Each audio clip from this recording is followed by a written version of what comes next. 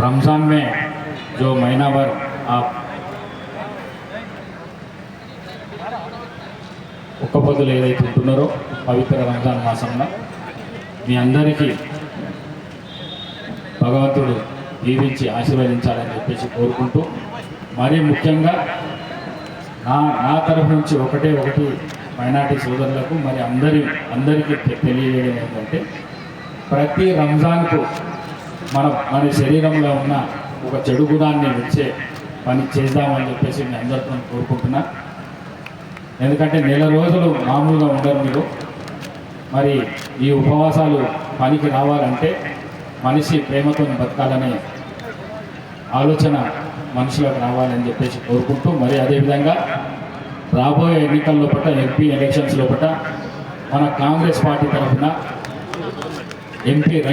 Doctor MP Ranjith Reddy గారు నిలబడ్డారు. మైనార్టీలు ఇప్పటికే ఆలోచన మారింది.